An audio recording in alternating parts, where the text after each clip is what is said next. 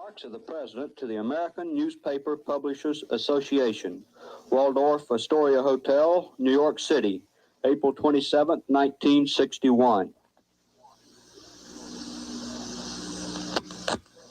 Mr. Chairman, ladies and gentlemen, I appreciate very much your generous invitation to be here tonight. You bear heavy responsibilities these days, and the article I read some time ago reminded me of how particularly heavily the burdens of present-day events bear upon your profession. You may remember that in 1851, the New York Herald Tribune, under the sponsorship and publishing of Horace Greeley, employed as its London correspondent an obscure journalist by the name of Karl Marx. We are told that foreign correspondent Marx, stone broke, and with a family ill and undernourished, constantly appealed to Greeley and managing editor Charles Zina for an increase in his munificent salary of $5 per installment, a salary which he and Engels ungratefully labeled as the lousiest petty bourgeois cheating. But when all his financial appeals were refused, Marx looked around for other means of livelihood and fame, eventually terminating his relationship with the Tribune and devoting his talents full-time to the cause that would bequeath to the world the seeds of Leninism, Stalinism, revolution, and the Cold War. If only this capitalistic New York newspaper had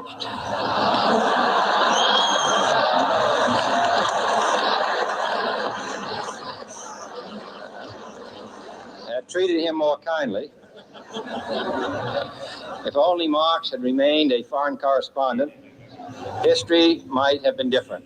And the topic tonight is a more sober one, of concern to publishers as well as editors.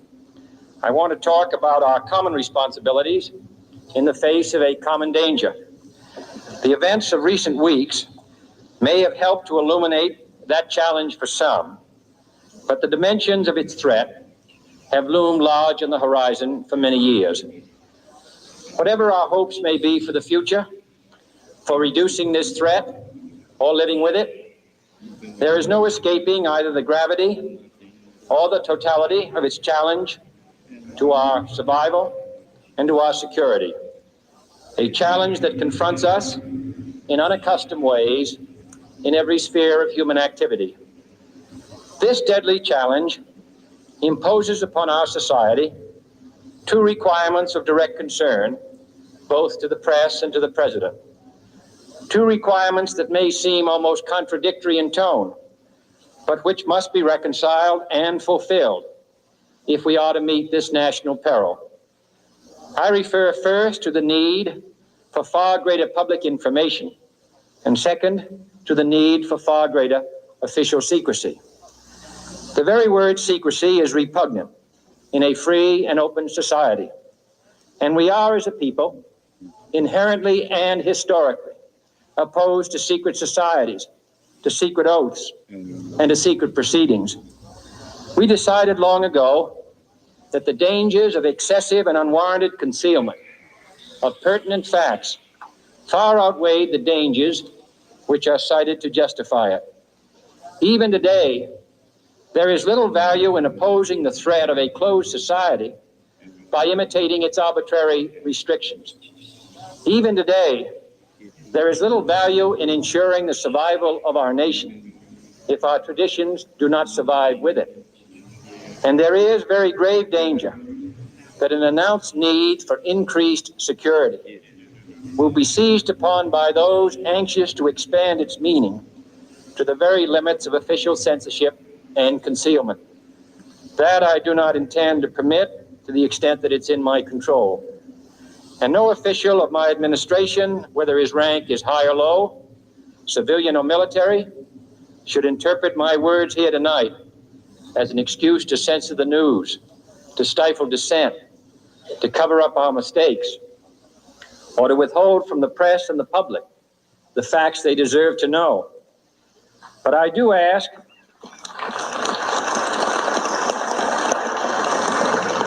ask every publisher, every editor, and every newsman in the nation to re-examine his own standards and to recognize the nature of our country's peril. In time of war, the government and the press have customarily joined in an effort based largely on self-discipline to prevent unauthorized disclosures to the enemy. In times of clear and present danger, the courts have held that even the privileged rights of the First Amendment must yield to the public's need for national security. Today, no war has been declared, and however fierce the struggle may be, it may never be declared in the traditional fashion. Our way of life is under attack. Those who make themselves our enemy are advancing around the globe.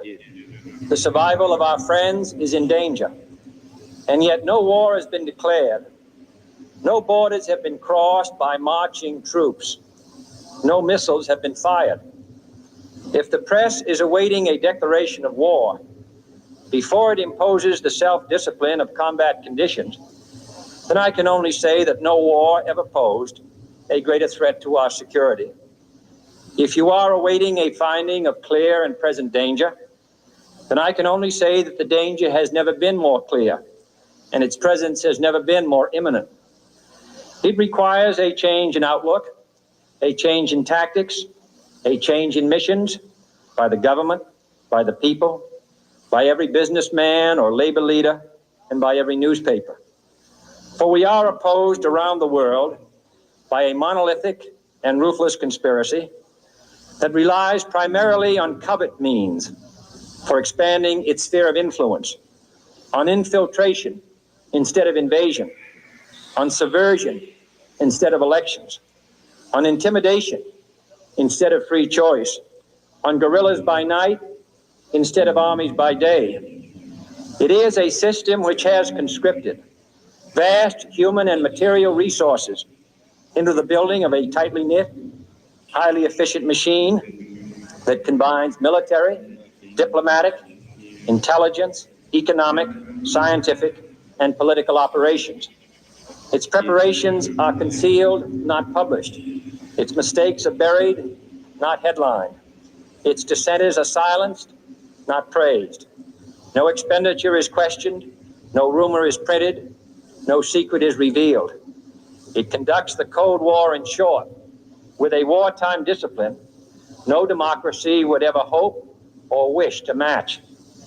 Nevertheless, every democracy recognizes the necessary restraints of national security. And the question remains whether those restraints need to be more strictly observed if we are to oppose this kind of attack as well as outright invasion. For the facts of the matter are that this nation's foes have openly boasted of acquiring through our newspapers information they would otherwise hire agents to acquire through theft, bribery, or espionage. That details of this nation's covert preparations to counter the enemy's covert operations have been available to every newspaper reader, friend and foe alike.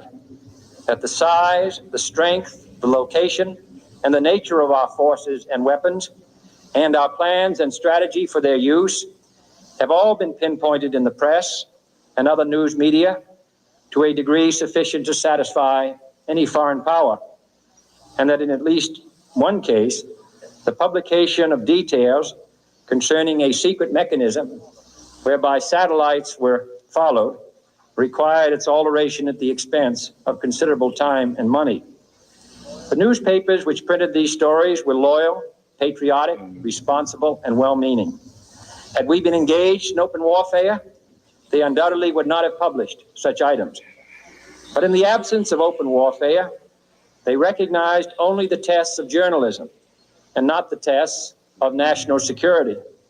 And my question tonight is whether additional tests should not now be adopted. That question is for you alone to answer. No public official should answer it for you. No governmental plan should impose its restraints against your will. But I would be failing in my duty to the nation in considering all of the responsibilities that we now bear and all of the means at hand to meet those responsibilities if I did not commend this problem to your attention and urge its thoughtful consideration. On many earlier occasions I have said, and your newspapers have constantly said, that these are times that appeal to every citizen's sense of sacrifice and self-discipline. They call out to every citizen to weigh his rights and comforts against his obligations to the common good. I cannot now believe that those citizens who serve in the newspaper business consider themselves exempt from that appeal. I have no intention of establishing a new Office of War Information to govern the flow of news. I am not suggesting any new forms of censorship or new types of security classifications. I have no easy answer to the dilemma that I have posed and would not seek to impose it if I had one. But I am asking the members of the newspaper profession and the industry in this country to re-examine their own responsibilities, to consider the degree and the nature of the present danger, and to heed the duty of self-restraint, which that danger imposes upon us all. Every newspaper now asks itself, with respect to every story, is it news? All I suggest is that you add the question, is it in the interest of national security? And I hope that every group in America, unions and businessmen and public officials at every level, will ask the same question of their endeavors and subject their actions to this same exacting test. And should the press of America consider and recommend the voluntary assumption of specific new steps or machinery, I can assure you that we will cooperate wholeheartedly with those recommendations. Perhaps there will be no recommendations. Perhaps there is no answer to the dilemma faced by a free and open society in a cold and secret war. In times of peace, any discussion of this subject and any action that results are both painful and without precedent. But this is a time of peace and peril, which knows no precedent in history. It is the unprecedented nature of this challenge that also gives rise to your second obligation, an obligation which I share. And that is our obligation to inform and alert the American people, to make certain that they possess all the facts that they need and understand them as well, the perils, the prospects, the purposes of our program, and the choices that we face. No president should fear public scrutiny of his program, for from that scrutiny comes understanding, and from that understanding comes support or opposition, and both are necessary. I am not asking your newspapers to support an administration, but I am asking your help in the tremendous task of informing and alerting the American people. For I have complete confidence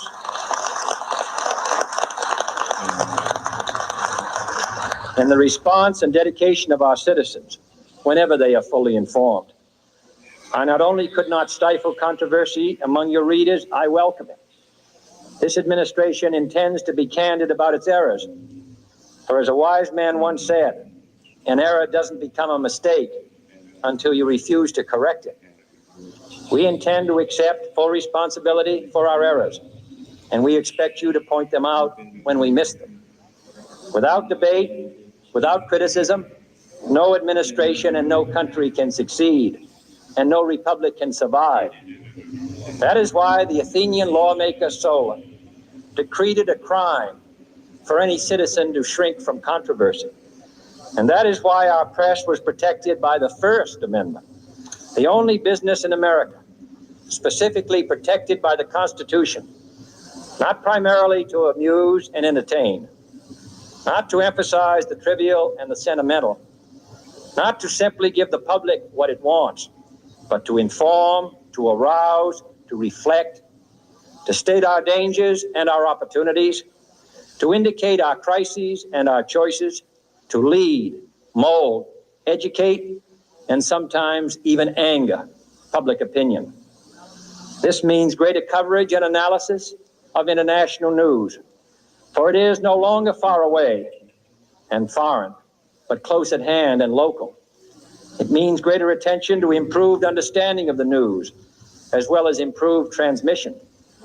And it means, finally, that government at all levels must meet its obligation to provide you with the fullest possible information outside the narrowest limits of national security, and we intend to do it. It was early in the 17th century that Francis Bacon remarked on three recent inventions already transforming the world: the compass, gunpowder, and the printing press. Now the links between the nations, first forged by the compass, have made us all citizens of the world, the hopes and threats of one becoming the hopes and threats of us all. In that one world's effort to live together, the evolution of gunpowder to its ultimate limit has warned mankind of the terrible consequences of failure. And so it is to the printing press, to the recorder of man's deeds, the keeper of his conscience, the courier of his news, that we look for strength and assistance, confident that with your help, man will be what he was born to be, free and independent.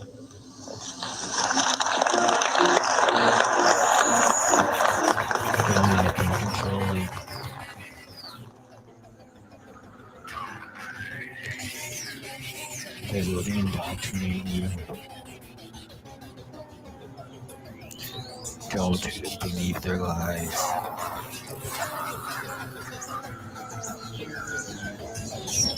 It's all bullshit. Everything you believe is a lie. Reality is controlled by your brain.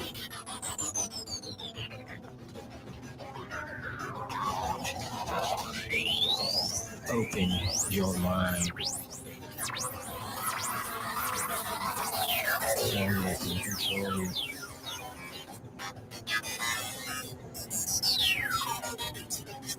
They will indoctrinate you. Don't believe their lies.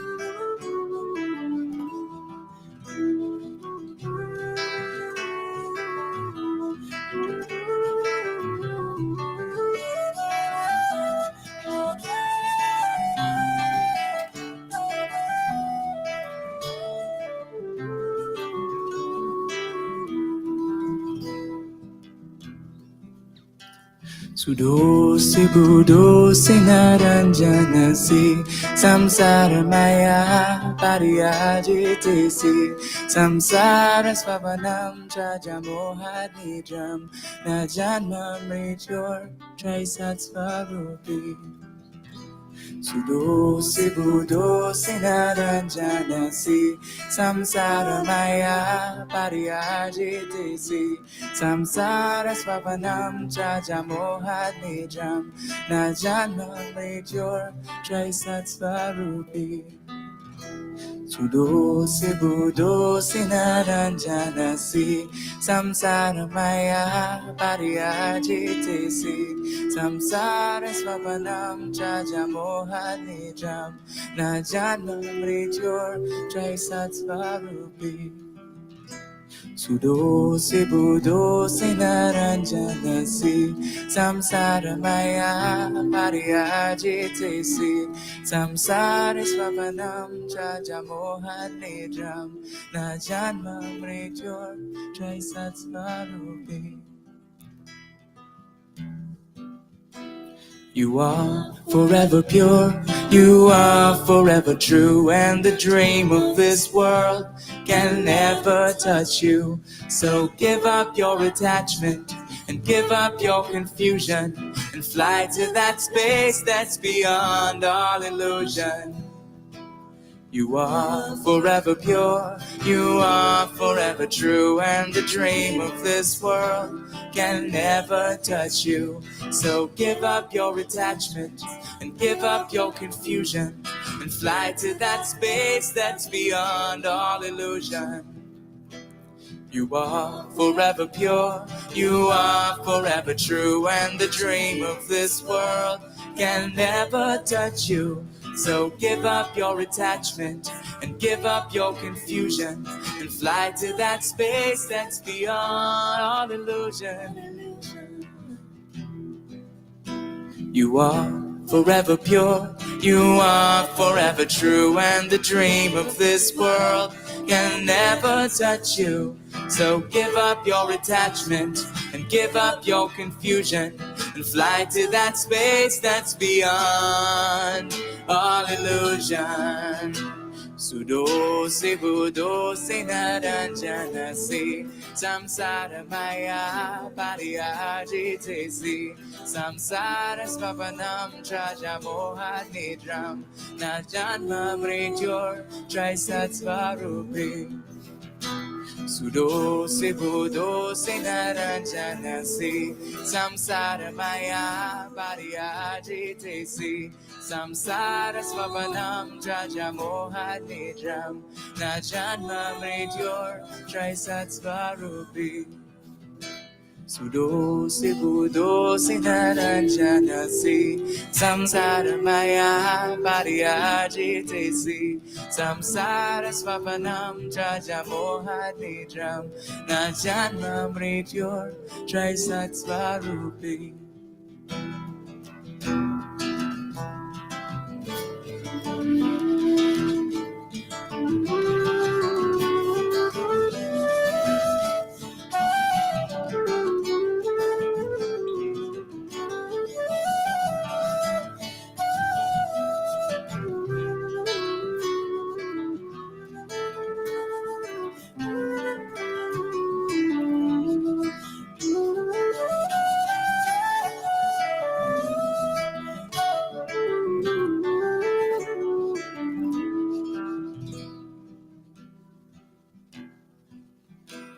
You are forever pure, you are forever true, and the dream of this world can never touch you. So give up your attachment and give up your confusion and fly to that space that's beyond all illusion. You are forever pure, you are forever true, and the dream of this world can never touch you. So give up your attachment and give up your confusion and fly to that space that's beyond all illusion. You are forever pure, you are forever true, and the dream of this world can never touch you. So give up your attachment and give up your confusion and fly to that space that's beyond all illusion. Sudo se budo se naranjana se samsara maya pariya jite se samsara svapanam traja moha nidram na janma mrityur trisat svarupi. Sudo se budo se naranjana se samsara maya pariya jite se samsara svapanam traja moha nidram na janma mrityur trisat svarupi. Sudo se budo se naranjana se samsara maya pariya jite se samsara svapanam traja moha nidram na janma mrityur trisat svarupi.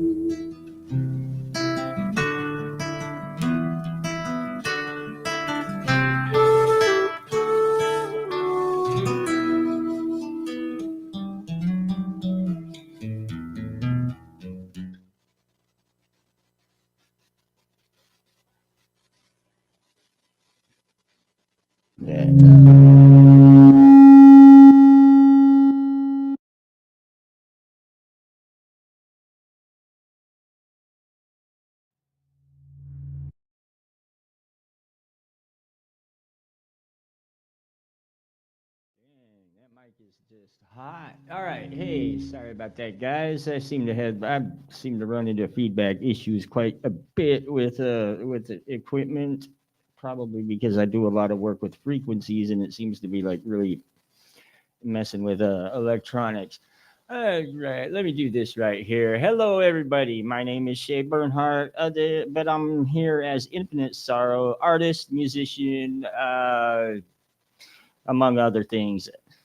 Let's see. A lot going on these days right now for Brooklyn Station LLC, which is brooklynstation.com, WVIP FM or 93.5 or 93.5 FM, pardon me, .fm, and King and Queen Radio. Let's see. So I'm going to take a minute after I do this disclaimer, and I'm going to tell you all about what's happening with that because I think y'all should know. Let's see. The disclaimer is that any thoughts, feelings, or opinions expressed on this show have absolutely nothing to do with the thoughts, feelings, and opinions of the station. In other words, these are all purely my thoughts, feelings, and opinions based on my observations and my perceptions and have nothing to do with the station nor its subsidiaries, which is to say, the station has no official opinion on anything. We are just a business. All right, so let's roll with this. Let's see. Now, basically, as far as Brooklyn Station LLC, which is primarily brooklynstation.com and kingandqueenradio.com goes, we are working on using in integrating a new platform which will allow us to expand our services. Now, this expansion will include 15 channels of audio and video available to stream at up to 15 social media or personal websites at a time, which we will be, of course, offering time slots for that for people that want their own show.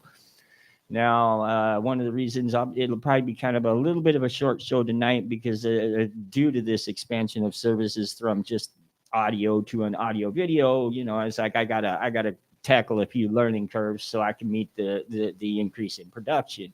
So I've been kind of busy with that, and I'm really looking forward to that. It's basically expansion of the services is a definite must because King and Queen Radio is pretty popular, and I'd like to see it get bigger. Speaking of, that means we're also going to be having a newsletter come out, which is that's on my schedule of things that I'm going to finish tonight before I go to bed. So we will have a weekly newspaper.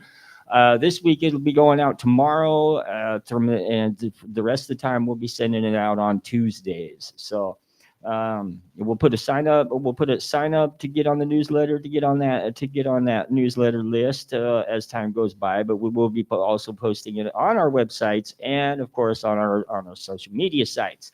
So look for that tomorrow. That's one of several changes that we're going to make. We're going to try to upgrade the marketing campaign to include better packages, and possibly I'm trying to figure out a subscription service. Stay tuned. We have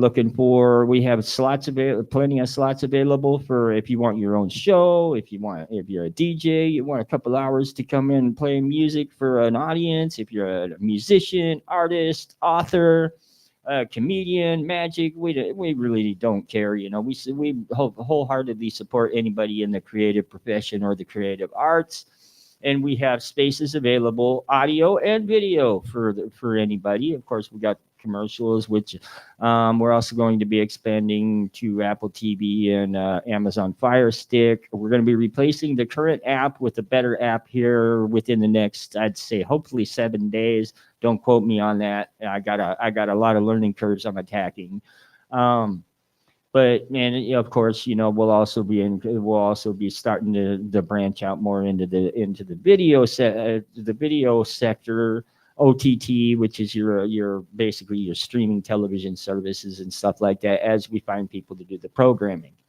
So that's basically where we're starting to take Brooklyn Station LLC. All right, which that's basically just the blanket corporation that has kingandqueenradio.com, has Africa, all that. For those interested in advertising, towards the end of this, I'll show you all the contact information, and we're also working on flyers that we can distribute at events that will have the pertinent information on it. In other words, basically, King and Queen Radio's gearing up to increase our market share, basically get more listeners and get more people in here and be a more exciting station, because that's basically where we want to go with it. I know on the 1st, which is Saturday, we have the event that Queen Moot was talking about. I got to get the details on that. I'm sorry, I got that on my list of things to do. I will make sure we have something posted on that absolutely tomorrow, because we are going to be there, because, it's something Brooklyn Station wholeheartedly does support education of all youth the world over.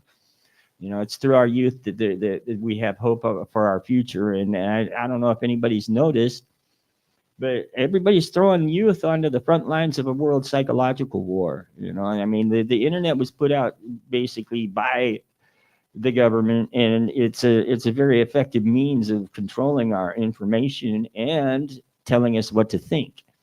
That's one of the reasons why I played you guys that Kennedy speech at the start, because now at first glance that Kennedy speech kind of looks like he's talking about some secret society, and he's not part of it. It was absolutely 100% guarantee he was part of that conspiracy he talks about.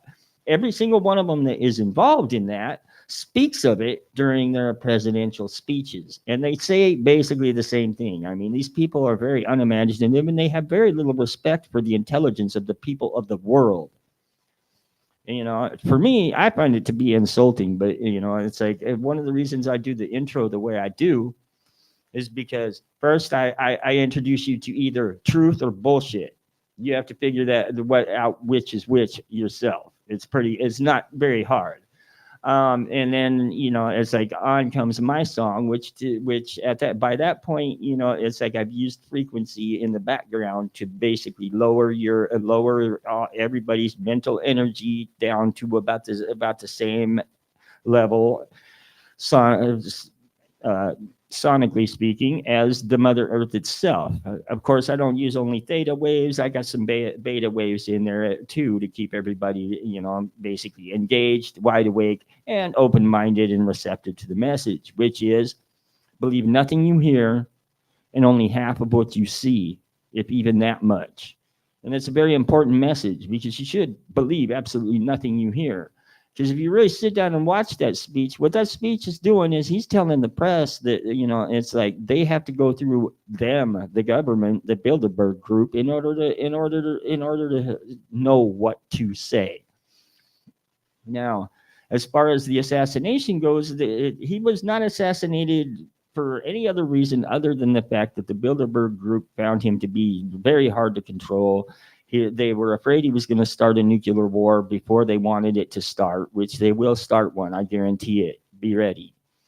And they killed him. Simple as that. And then, it's like, as a matter of fact, it's like if you start really digging into the information, it's pretty obvious why they killed him. But, it's like I get my information from somebody that's almost been killed investigating the Bilderberg group. And, there's only one president I know of in the past 150 years that hasn't been playing their game. And that was Nixon. And, it's like the strategies they used to discredit Nixon and take him out of office because he wasn't playing their game was all illusion and BS. It was all a game. Just like what you're watching going on right now for the election. There is no Republican. There's no Democrat. Not at that level. If you're going for president, they own you. Period. There's nobody going for president that doesn't work for them or play their game. There never has been. So it doesn't matter who you vote for. It's just a game.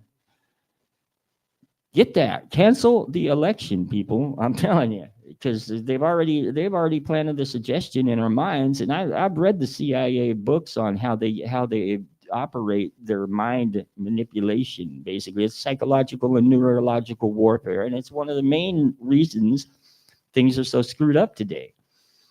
It's like you sit and watch that speech a couple times knowing what I know, and it's like I know a lot. I was raised by the people that had the security level to know what they were talking about when they told me about all this stuff when I was growing up. I've reached the point. I mean, there was a point when it's like I wanted to just kill them all, but it's like there's no way through life with that kind of anger. So I had to let it go. I had to let it go because it's like they're here and they're gonna do what they're gonna do. There's nothing we can really do about that. The only thing we can do anything about in this world is ourselves. And once you start like really breaking reality down, it turns out that reality is the reality each of us live in is our own individual reality, and it's really just a reflection of our consciousness. It's basically like they break it down and present it as like a what's the word? Oh, hologram, right? So basically, what it is you get we ourselves are comprised of two sources. We got the clear primary cause. That's the divine light shining right directly through us. And we have the disturbed or the frequency spectrum of our consciousness, which is the material world. The material world, as we've covered before, is made up entirely of sound frequency. Zen masters will tell you that the reality is motion, and that's what it is. Now, let's talk for a second about secret societies, since Kennedy was kind enough to bring that up and talk about the secret society that he was a member of. That they're not very loyal though, since they killed him, right? Now, see, secret societies throughout history became a necessity because of the establishment of the Catholic Church. Now, there were two basically. Well, there were a plethora of different beliefs at the point in time where they established Canaan there at the Council of Nice, I believe it was. I forget. And Nicaea. Yeah, it was Nicaea. But what it boils down to is that a large section was based on your Gnostic belief, which Gnostic is basically an understanding. And their belief operated on the concept that each person has to look within themselves and develop a personal relationship with the divinity in order to gain understanding. That the further they sought this understanding, the stronger their relationship to the divinity would be, until such time as they were able to understand enough to move on to a higher level of consciousness. Now, this, you remember on the second episode, I was speaking of the Empire of Arata, which was right before, is still swinging pretty heavy during the flood. As a matter of fact, they're the ones that sent people all over the place after the flood to repopulate, and that's where your Sumerian, your Assyrian, your Egyptian. That's where all our cultures stem from. And before the flood, they didn't have any concept of war or violence or hate, greed, jealousy. So, it's like already you got to look at our official history a little suspect, because supposedly the flood was for the wickedness of mankind. Yet before the flood, all the way up till the flood, and even after, mankind knew how to leave our body. Every single one of us knew how to leave our body and go to Eden, which is what they called it when you left your body and went to the next level of consciousness, and we could hang out with God. As near as I can tell, tracing through history, that ended sometime around it has something to do with Babel, which now the official story of Babel kind of gives me chills, just as you read it in the Old Testament, because the wording is basically, look what they have achieved. Once they achieve this, what else might they achieve? Why, they might challenge the very gods themselves. Let's go destroy their works and confuse their tongues. And I'm sorry, but it's like I was talking to somebody today or yesterday, and I said straight up, whoever, that's a dick move, period. I'm sorry for those that buy into that as being a justified move. It was a dick move. People had just got done with the flood, man. I mean, they were building something to try to basically avoid getting drowned again, as far as I can tell. But then again, if you look at the Sumerian writings, which I highly recommend Sitchin if anybody wants to look into what Sumeria was writing about, because he has a pretty good understanding of how the Sumerians thought and how to interpret their writing. And they were they wrote a lot, and they were very no nonsense about what they wrote. So it's like everything that they wrote that we don't agree with, we call mythology. And yet, I mean, we even recently discovered a type of trigonometry, or trigonometry, I believe. Basically, yeah, I think it's trig. Yeah, it was a trig, because trig was the pain in the neck. I hated learning trig. Oh God, that sucked. But it turns out that, as a matter of fact, Babylonia had a form of trigonometry that was way easier and far more accurate. And this is interesting, because when I started really exploring into history, I found that, about the time, there was this point in time, and I really got to look up the dates. I'm terrible with dates. I'm terrible with remembering where I read stuff, because I read like 20 books at a time, and it's just hard for me to keep track of all that. But what it boils down to is this: there's a point in time where the Sumerians were putting down these just amazing astronomical observations, and timings and charts and everything that were incredibly accurate, even by today's standards. And it's like they didn't really have any way to know all this, which, so basically everybody just kind of ignores that fact. But even more disturbing is the fact that there was a point where it's like they started to no longer remember what it was they were talking about in the first place. And what I mean is, basically, they forgot they forgot what they were doing all this for. There's another precedent for that, because in the inhabitants of Easter Island, back in the day, this was, well, a long time ago, back in like probably the 20s or 30s, I believe, the report I was reading. But it's basically, they had this tribe of the survivors of this culture, and they sit there and write these petroglyphs on these plaques they make, and it's like they don't remember what they're writing anymore. So they kept the faith by, I mean, they can still write what they were trying to remember, but they don't remember what it says. So that's, you know knowing the way things go these days, AI will probably figure it out, and it'll be the secret to the universe, and next thing you know, they'll be God. You never know. I mean, seriously, yeah, it's like, there's a point in time where the Sumerians knew that much, and then all of a sudden, it's like we went from knowing precisely the schedule by which all the planets turned, that the Earth was round, that it was X planet from the sun, yada yada. We knew all this stuff. We knew as much as we know today, if not more. And then all of a sudden it went from that to, over a period of time, next thing you know, people are thinking the world's flat, and that the sun revolves around the earth. And it's like we lost something around 3500 BC, give or take, where it's like our knowledge, just all of a sudden we regressed dramatically in knowledge. We lost the knowledge of the solfeggio. And we lost the knowledge of semantics. We forgot how to, there's a lot we lost in that period, and there's no really real rational explanation for it, except for the fact that it's like, once you read the book I read in the first episode, Silent Weapons for Quiet Wars, that tells you their tactics, and you can trace the tactics this secret group of people have used all the way back to Babel.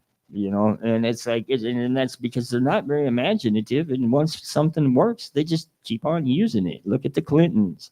Everybody that has anything to do with the Clintons commits suicide. Imagine that. One on suicide watch in jail. And I'm sorry, but if you've ever been in suicide watch in jail, which I have, it's like, you're not killing yourself. You don't have anything to kill yourself with. You could ram your head into the wall like for hours and still not die. So, Yeah, not very imaginative, you know. And it's like people just put up with it because it's like we're constantly bombarded by the media, you know. And that right there, that speech I played at the start of it was basically the point where the media started getting taken into the Bilderberg group. That was the president of the United States as a spokesperson for a group that will kill anybody that gets in their way because they have all the resources of the world at their disposal, telling the press that they need to ask for permission to print something. That was the beginning of our censorship. Now, some people will say Kennedy was a good president, and yet, you know, it's like there's substantial but insubstantial evidence that, and in fact, he was such a warmonger that the group that put him up as president had to assassinate him to keep him from nuking the world. So again, believe nothing you hear and only half of what you see, because Kennedy was no good at all. You know, the fact is really again, like I say, the only president I know for 150 years that really was a president was Nixon, and look what happened to him. You know, what he was even accused of was hardly anything compared to what these other sons of bitches have done. You know, but there are, again, you know, I showed the economist. I forget his name right now, but I showed him because, you know, it's like it was obvious when you watched him that he cared deeply, that he was that what he was seeing disturbed him, you know. And that's what you want in your leadership. You want them to care.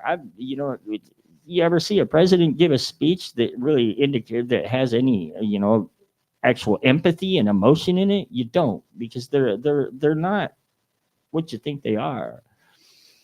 Um, Now, see, I'm faced with an issue. The purpose of this show is basically to try to untangle the knots a little bit that the constant 24/7 bombardment to propaganda is doing to the world at large, you know, especially developed countries, America, China, Europe, Russia, Ukraine, Germany. You know, all these developed nations are having a serious problem with this propaganda because, you know, as that one I played where he says that, you know, it's like basically that there's a wave of a massive wave of disinformation coming from essentially the governments.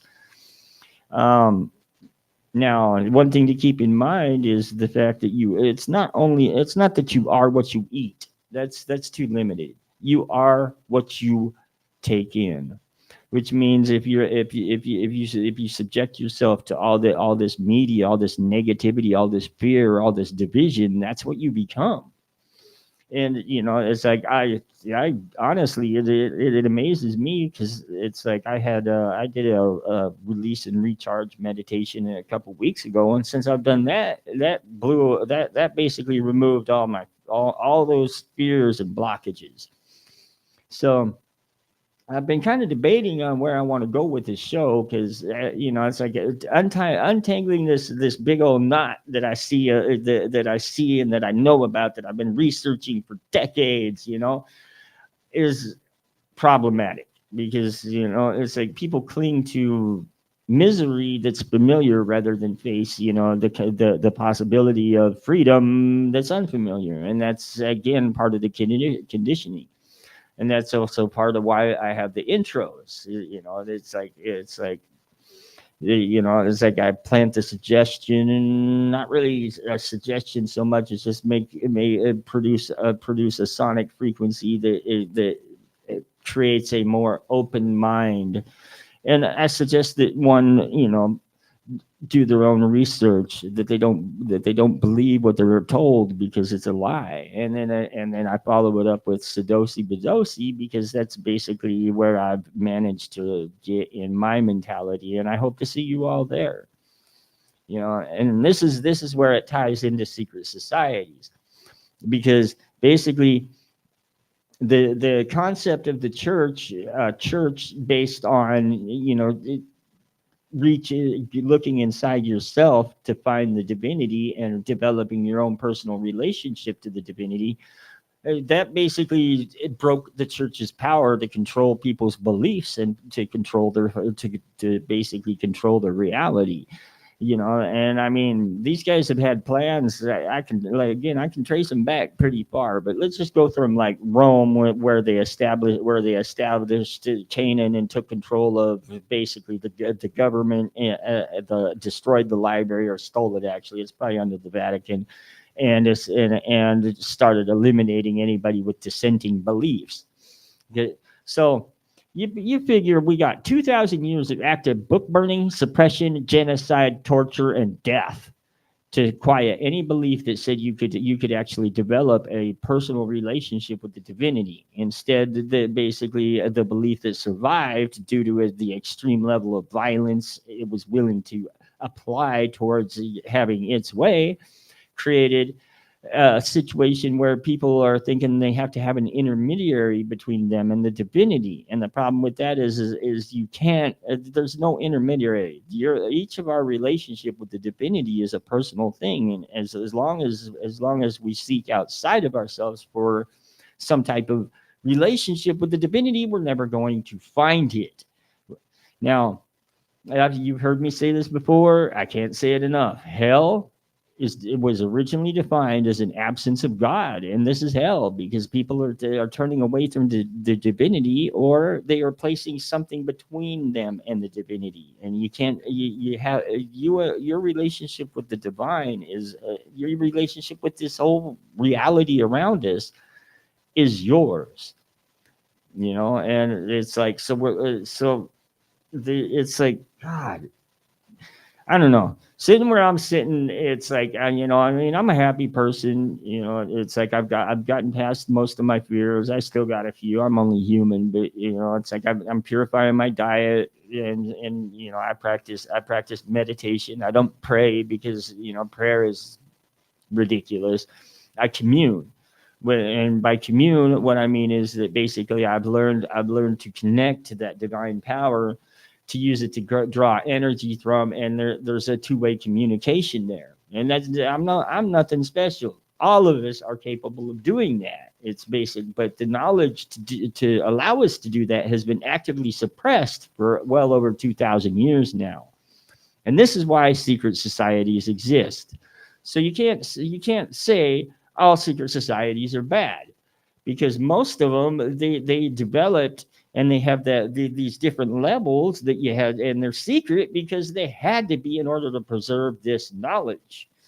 And so it was the only way you could preserve knowledge is to basically limit access to it. And then that's placed us in a bad position today, because now, after 2,000 years of suppression, a lot of our knowledge is gone. Now, I suspect over the next couple of years, we're gonna learn some stuff, and what you'll all find is that it's like I'm pretty accurate because I've done a lot of research, and I'm starting to remember. I'm getting to that point on the ladder where it's like I'm not quite fully remembering who I am, but I'm starting to. And I've been around for a while. It's like I've seen what we used to be, and I see what we are now, and it rips my fucking heart out. Excuse my language, but I can't help but say it that way. It tears my heart out because there's so many lost people. So basically, the name preceding clarity means there's a principle, and I'm gonna take a break and play a new track by it's me with Red Sky Lullaby, Get Push, and another guy I can't remember his name, and another guy by the name of Bonkers. So it was an improvised jam on a platform that allowed us to do that, because Get Push, I believe, is in Europe, and I'm not sure. I think Red Sky Lullaby it might be North American. It's hard to say. I over the past 5 years, I played with people from all over the world. It's beautiful. Unfortunately, that platform's no longer going to be available, so I got to find a new platform for that. And that is basically what's been when I originally spoke of doing live and improvised music on this show. Unfortunately, I got to find a new outlet for that, which is disappointing, but change is change. That's the one constant we face in life. So ain't really no point in complaining about anything that you can't affect.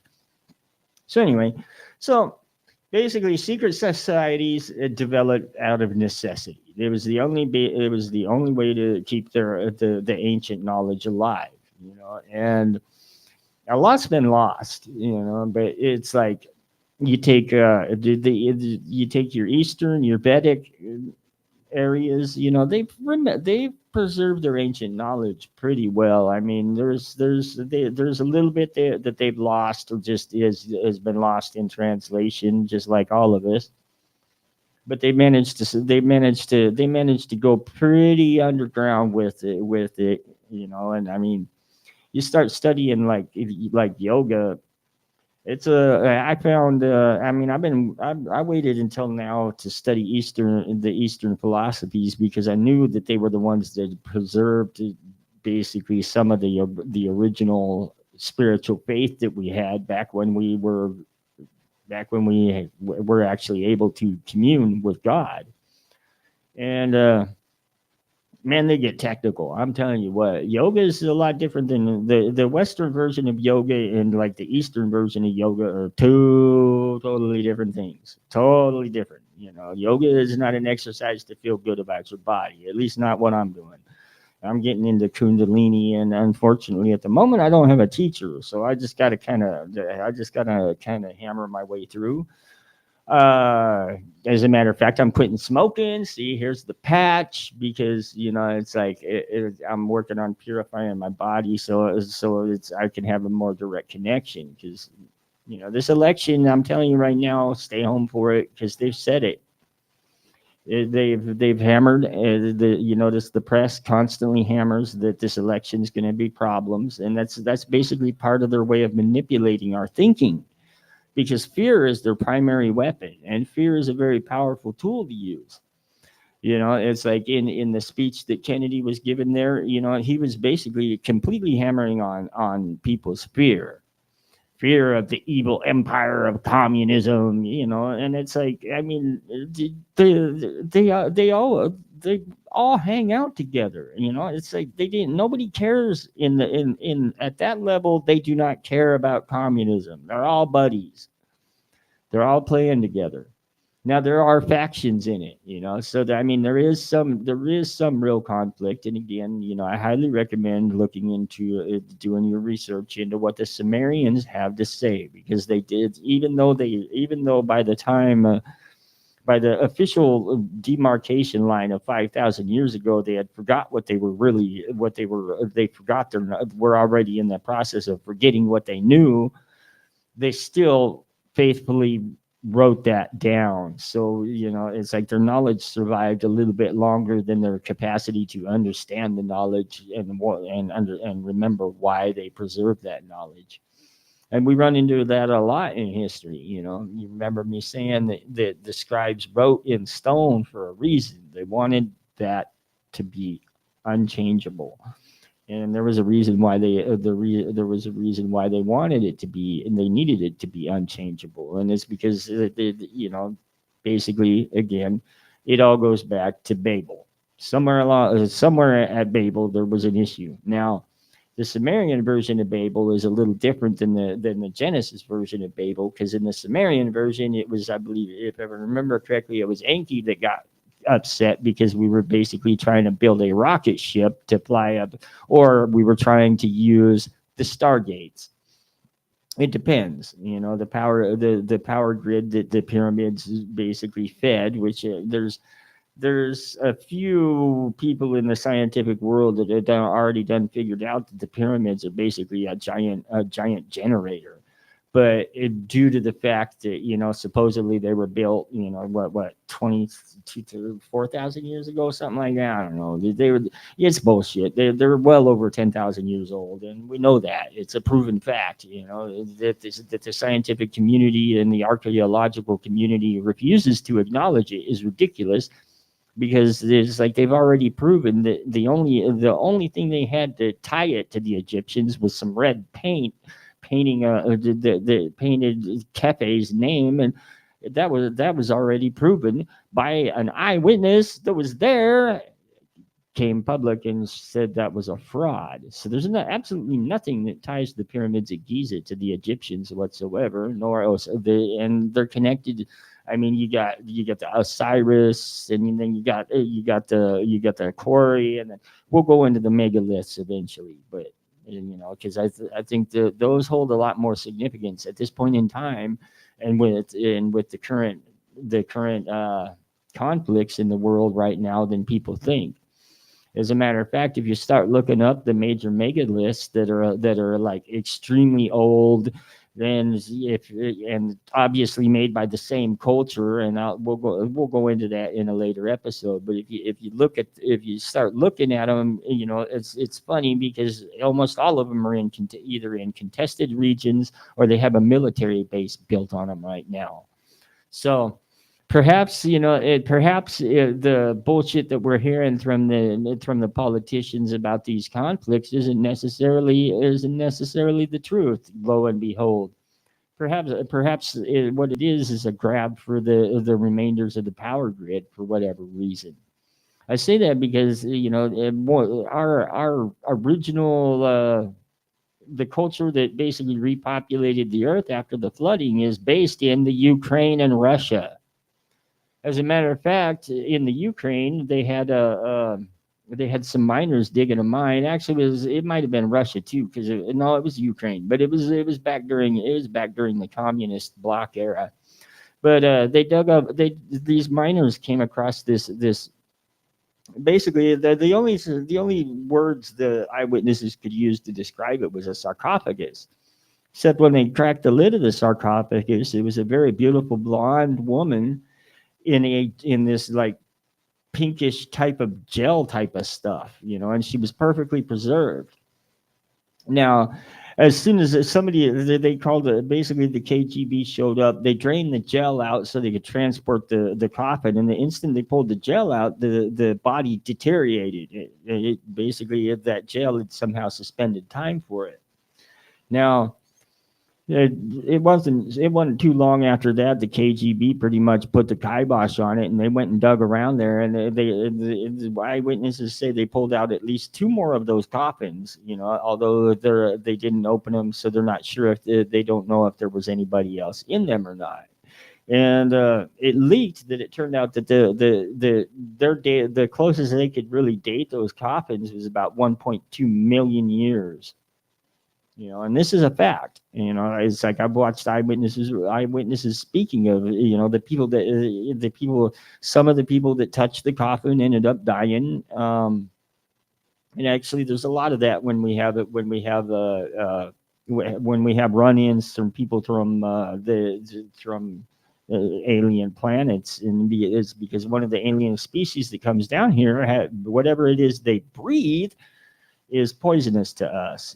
That's why there's a lot of people that end up sick after they have a close encounter for that reason, because it's like they're exposed to some type of gas that this creature breathes that's poisonous to us. So I'll take a break for a minute, but yeah, secret societies it's like the group of people that have been trying to misinforming us and developed the feudal system and started the whole idea of genocide and went with the whole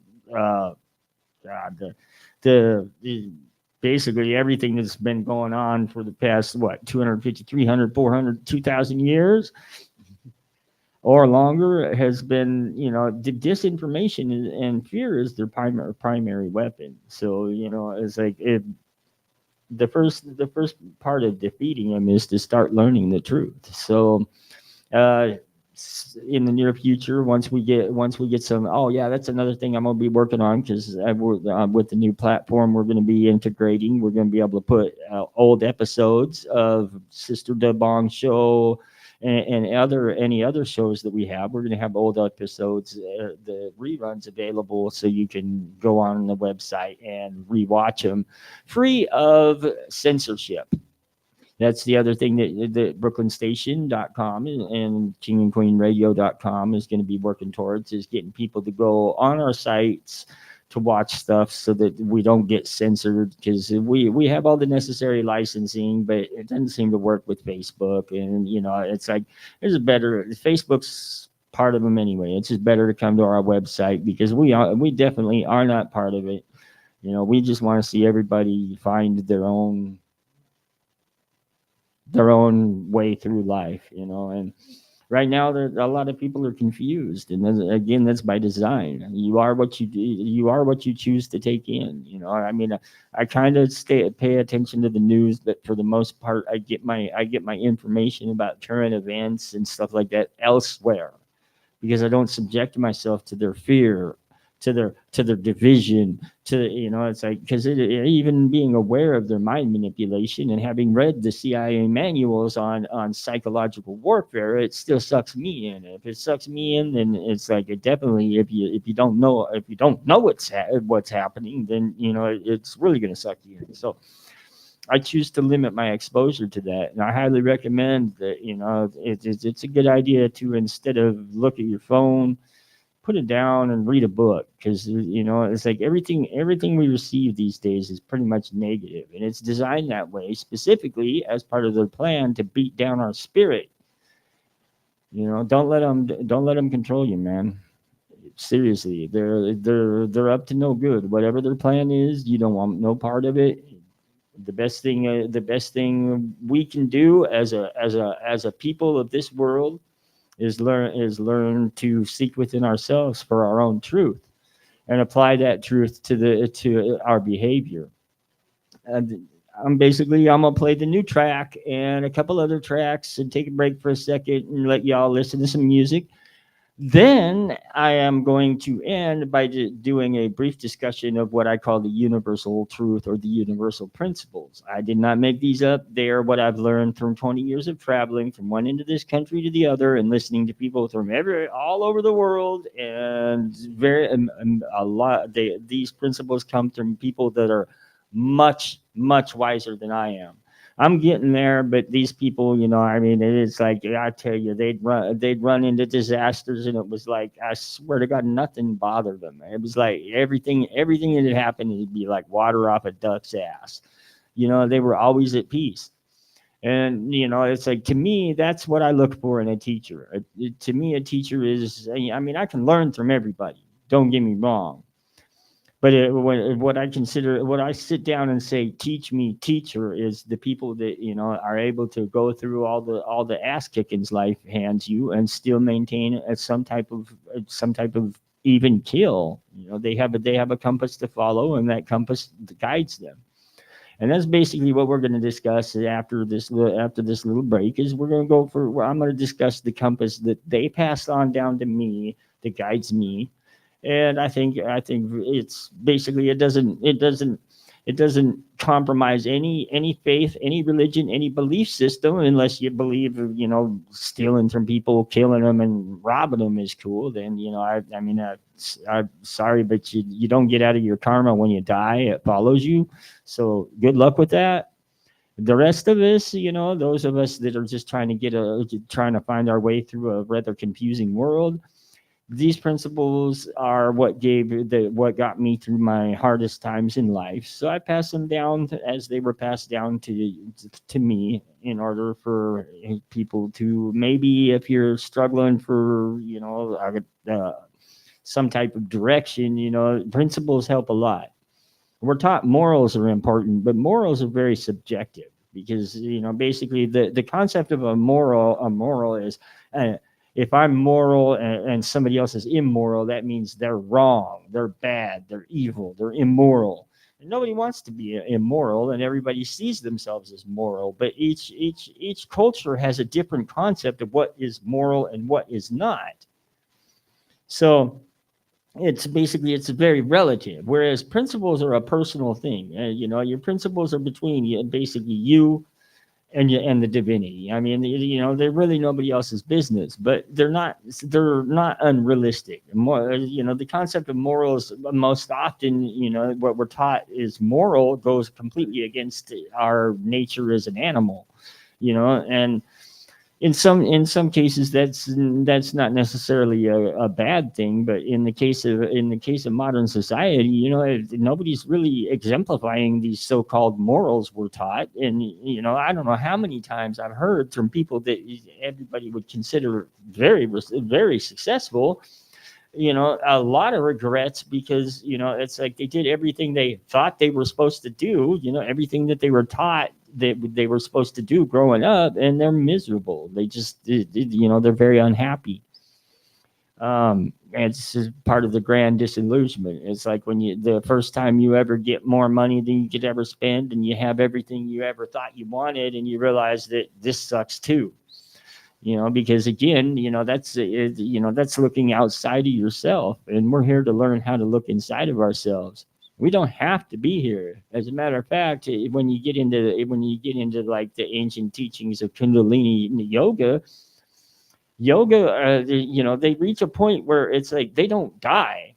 They're done. They just step out of their body. We probably call it cardiac arrest or something, but they're not. They don't have horrible deaths. Except when they're protesting, because there's a kind of common thing for monks to, when back in the day, I haven't heard about it happening recently, but they would burn themselves. But while they burned, they would not scream. They would not make any sound or acknowledge the fact that they were burning at all. And that's because they were gone. The body was still there, but they weren't. And that's how we used to be. We all used to be like that. And right now we're not. We're very lost, and it's like it's a very sad thing, because nobody can find their way unless they seek it. As long as basically a person is focused. I'll speak for myself. As long as I focused outside myself trying to find happiness, I was unhappy. Now it's like I ain't really got nothing. It's like, but I'm happy. So again, it all boils down to, only believe nothing that you hear and only half of what you see. Because it's like that's how bad the deception is right now with the 24/7 connectivity. The internet is basically a weapon of war. It's also a tool, but it's like you gotta really, personally, I limit my exposure to the bullshit. I have to, because it's like I like my mind being mine. And I've been through enough psychological training. I've been through enough education to know for a fact what they know. And it's like they know how to manipulate your mind very well, and they do it on a constant basis. And it's like they use sound frequency to manipulate your mind. They use certain words to manipulate your mind, and they use certain techniques, like, say for example, plant a suggestion, which we can give 9/11 as an example, because they planted the suggestion that was going to happen a little bit before that. And actually, one of the reasons why the planes were actually able to get to where they were is because they were doing a drill about it, which of course confused all the air traffic controllers and allowed them to do what they did. But of course, if you talk to witnesses that were there, every last one of them I've spoken to personally says there was an explosion under the ground. And actually, the only thing that could have made those buildings fall the way they did was thermite. And as a matter of fact, thermite, when it eats away at metal like that, it has a tendency to pop and explode and blow up big old molten geysers and sparks, which you can see in the footage of the wreckage in 9/11. So it was not taken down by airplanes at all. It was taken down not from the top, but from the bottom, and it was taken down by thermite. Now everybody says that's old news, and of course it is, because they did it. We all know that. Everybody knows it was an inside job, but we did nothing. And by doing nothing, we were saying it's perfectly all right to kill 2,000 plus of our citizens so you can steal $6 trillion. We'll still vote for you.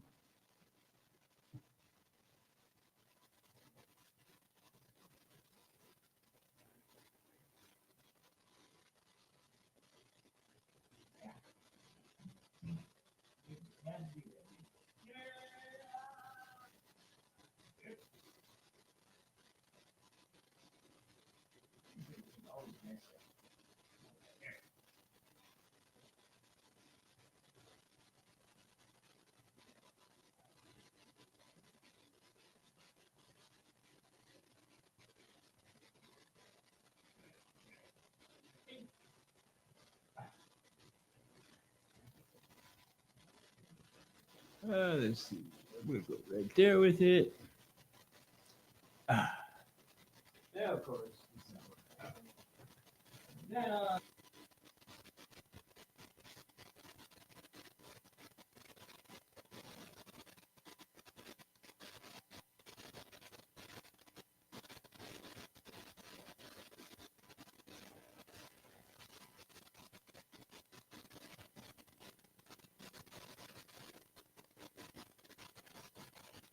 on this second here, I gotta figure out why this ain't working as usual.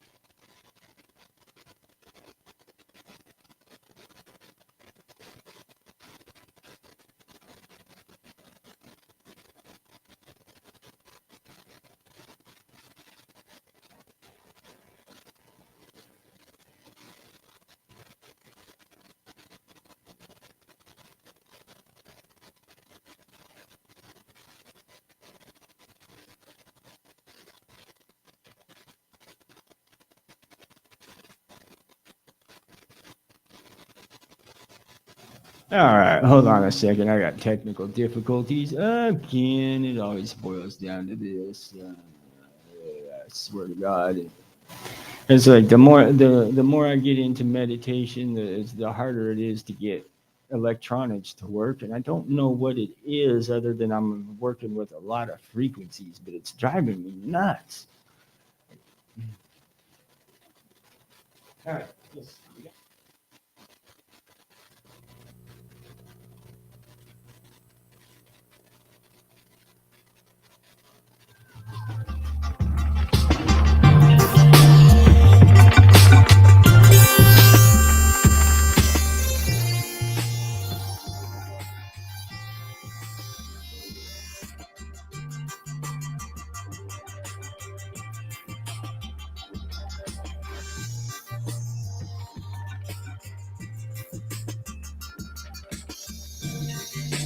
Came a long way from Kane, we was dealing, got our name out the kitchen. Came a long way from Kane, we was dealing, got our name out the kitchen.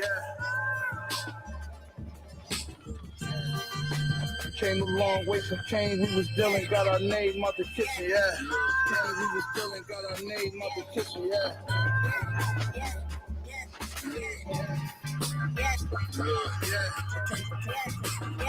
Came a long way from Kane, we was dealing, got our name out the kitchen.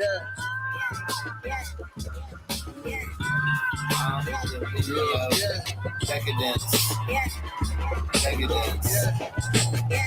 Came a long way from. They don't care about you. I didn't got no time.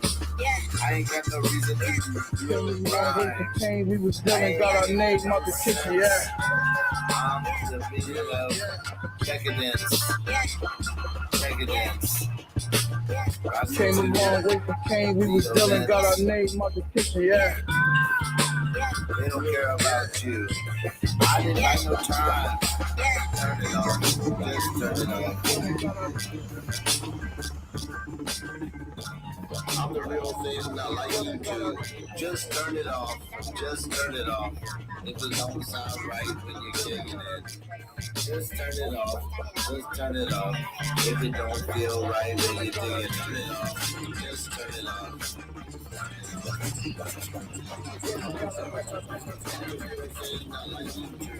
Just turn it off. Just turn it off. If it don't sound right when you're digging it. Borrow jewels, keep playing, I still got army tools, all these goons, and guns stashed in the kitchen, in the laundry room. Why would I acknowledge you? Why? You got a team full of ninja fools with cheap guns and borrowed jewels. Keep playing, I still got army tools, all these goons, and guns stashed in the tools. All guns and guns and guns and guns. You got a team full of ninja fools with cheap guns and borrowed jewels.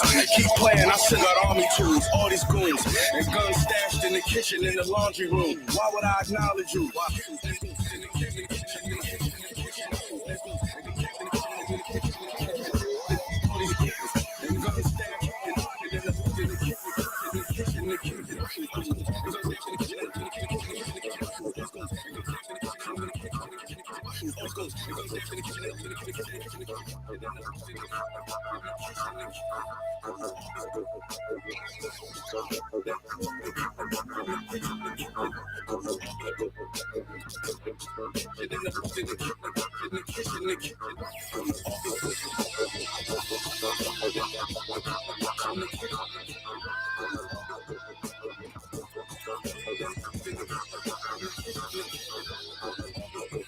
Came a long way from Kane, we was dealing, got our name out the kitchen, yeah.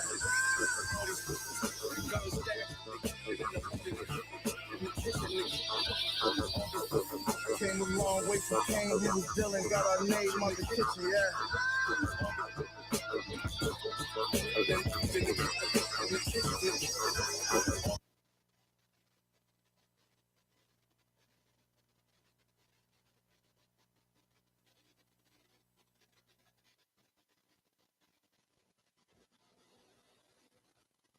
That was with Red Sky Lullaby, uh,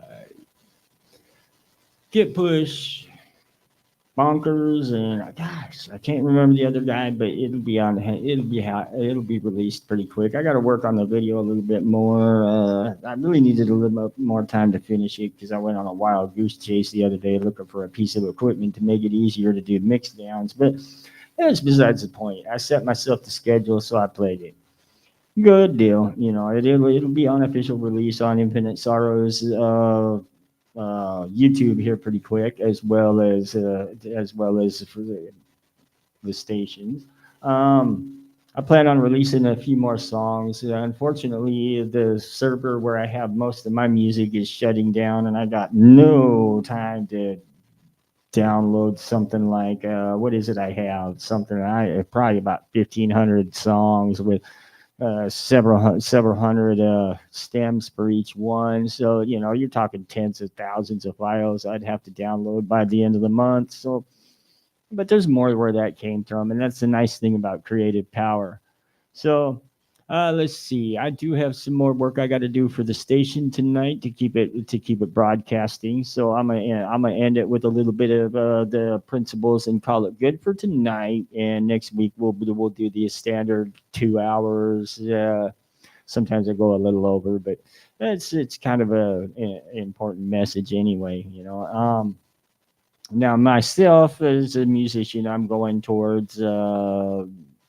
Right now I use Motion Tech and I use the Morph and I use the Eigenharp, but I'm going to get into using EEG and brain waves as well as the Motion Tech, and I'm thinking I might go purely to just the Motion Tech and the EEG brain waves to control music. It's hard to say because that's Motion Tech by itself is kind of really notoriously difficult to work with as far as playing musical notes goes, and I'm sure the EEG, the transformation of brainwaves to MIDI messages and to make music with it's probably takes a little bit of discipline of the mind, I'd say.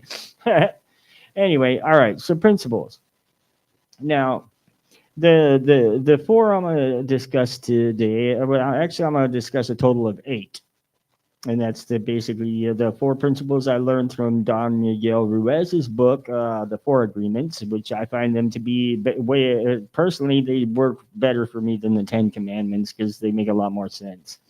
And that is be true to your word, always do your best, never take yourself or life too seriously, and live and let live.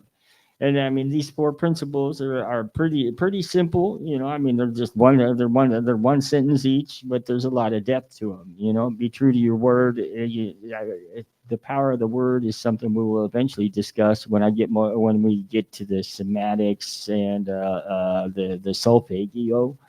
The importance of frequency and the part it plays in the actual construction of the reality that we perceive around us. So the word has true power. It's one of the most powerful forces that exists on this plane on this level of consciousness, because it's basically what you're looking at around you is all frequency. Our DNA is attuned to specific frequencies, which is the solfeggio, which is at 528 hertz, and in the overtone series on that, Whereas, standard concert pitch is 440 hertz, which 440 hertz and the overtone series in that tends to cause a feeling of dis-ease and closed-mindedness.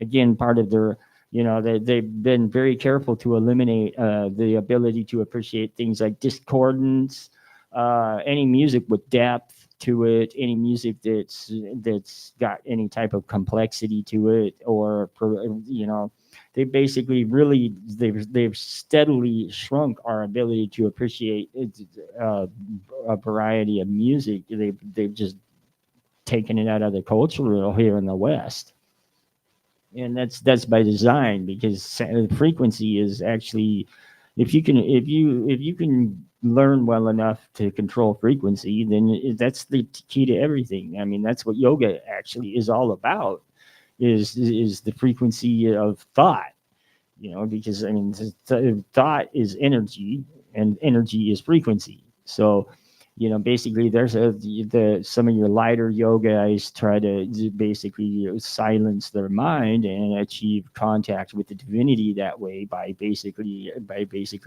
shutting out the world, so that they can so that they can actually achieve that contact. I go for something a little bit more energy related, but it's because I channel an enormous amount of energy myself. So I have to go to a more extreme side of it. And, it's like one of my problems as a teacher is the fact that in a lot of cases, I'm kind of an exception to the rule. I push myself hard. I pushed myself hard for a long time. And so it's like I can go into more dangerous areas than most people can, because of it's like I've grown up in danger most of my life. If I had a dime for every person that said they were going to kill me, I'd still be spending money having fun, But I don't know. I don't know why people gotta. Hey, I feel sorry for people that are walking around angry all the time, because it's like I'm pretty much happy all the time now. The recharge and renew that I did to basically take my fears out, clean the energy, take all the emotions away, and then just hold on to the event, as without all those charged emotions and perceptions attached to it, and the filters of how I interpret my perceptions. Then it's just an event. It's neither good nor bad, and I can see my part in it and then learn from it from there. And so basically, be true to your words, critical. I mean, it is so long as you adhere to that, you'd be all right. But then you got, always do your best. Now the reason why and this is stuff that I've learned from other teachers. In this case, it was Don Miguel Ruiz in his book, The Four Agreements. The always do your best basically means that no matter how anything turns out, that you put the best you were capable of at the time. Win, lose, or draw, it's there's no such thing as failure. There's just results. And I mean, it's like we need to there's a few words we need to completely eliminate from our vocabulary: the N word and the word failure, and a few others. But those two definitely, and that's both blacks and whites, because so long as you use the power of word to frame something, then it shall be. That's why the divinity cannot be named, is because the divinity cannot be trapped by the power of the word. If we could name the divinity, then we would be able to pull him here with the power of the word. That's how powerful it is. So whether it's you using the word against yourself or somebody using the word against you as a weapon, it's very powerful. Sticks and stones may break my bones is BS. I'll take the sticks and stones anytime over the power of the word, because the power of the word just about like to kill me when I was working my way through that. So, careful what you say and careful what you absorb. And that brings us to the next principle. Never take yourself or life too seriously.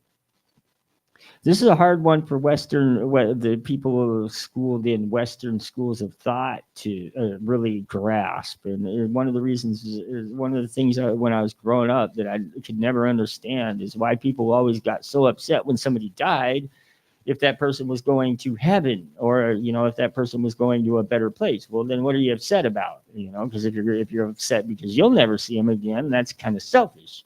You should be happy that they're moving on in their journey. Now that's a hard philosophy to follow, but it's just always kind of struck me as why are people always so devastated by death if it's such a good thing to die.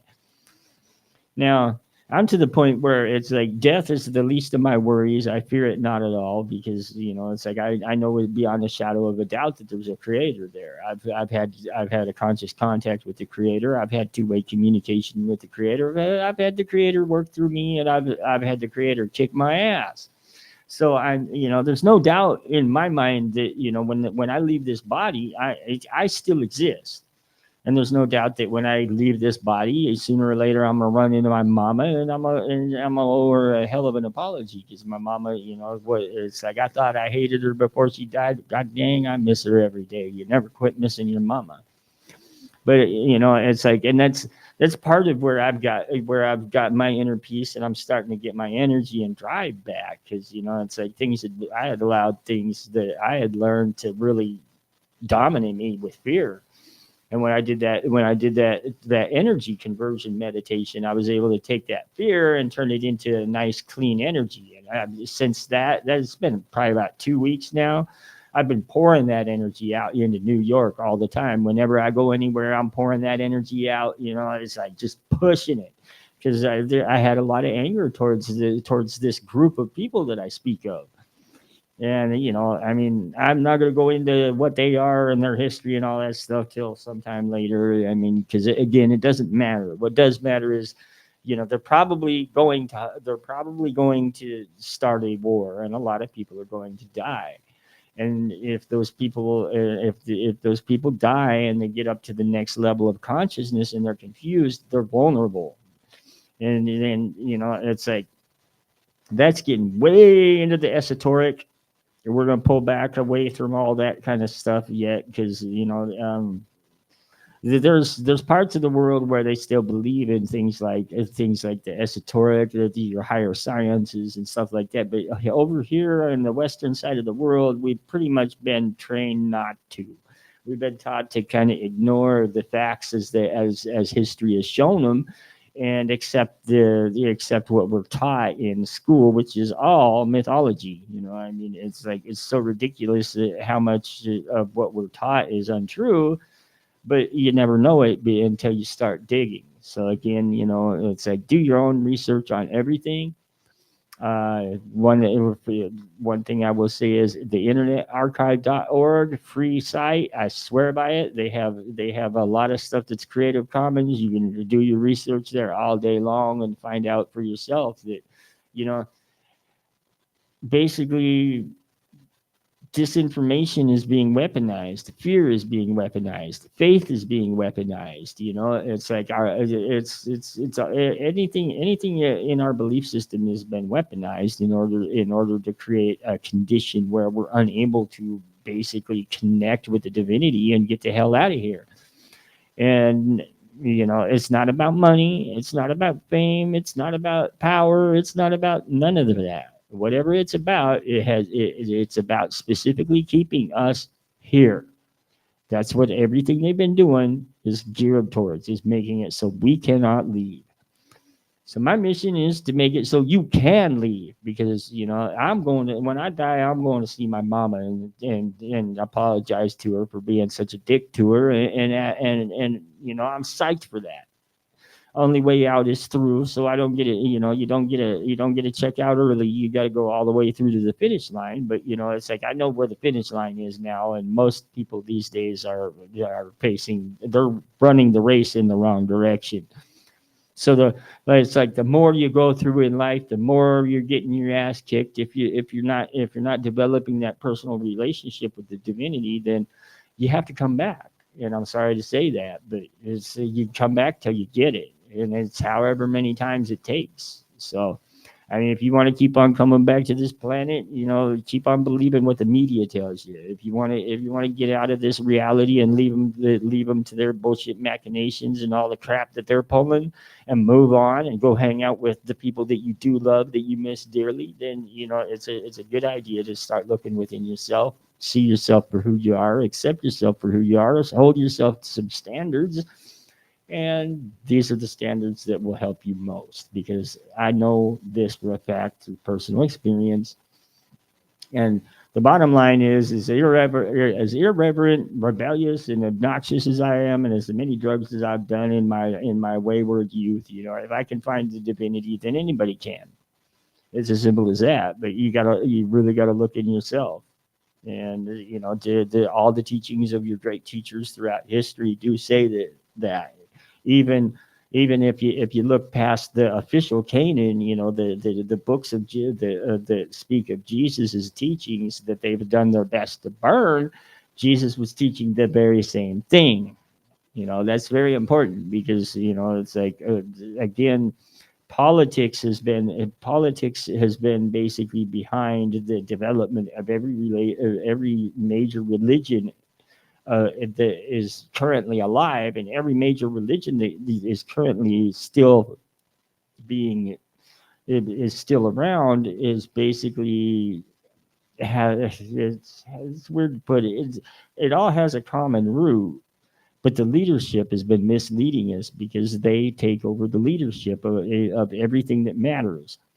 If they can't take over the leadership, if there's somebody that's leading us, that is uniting us, that has a good message, that has the power to basically get people to think for themselves, then that person gets killed. I mean, name a person in history that worked towards uniting us that wasn't killed by the powers that be.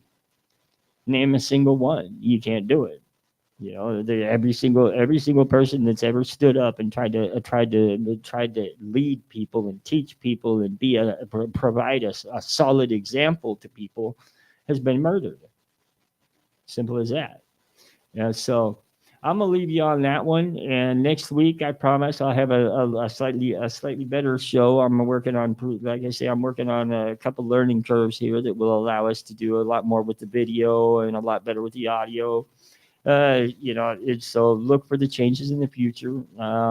We'll be putting out our newsletter. Like I say, as soon as I end this show, I'm gonna sit down and finish working on that so that we can get that out to everybody, and we'll have some links in order to sign up for it and get on the mailing list. So look for that in the next day, or at the most two, hopefully tomorrow. And then from there, start putting out some promotional campaigns, and we do have another parade coming up, I believe. I think that's the Pride Parade, and officially we support Pride on the basis that if you can find love in this world, you're a lucky person.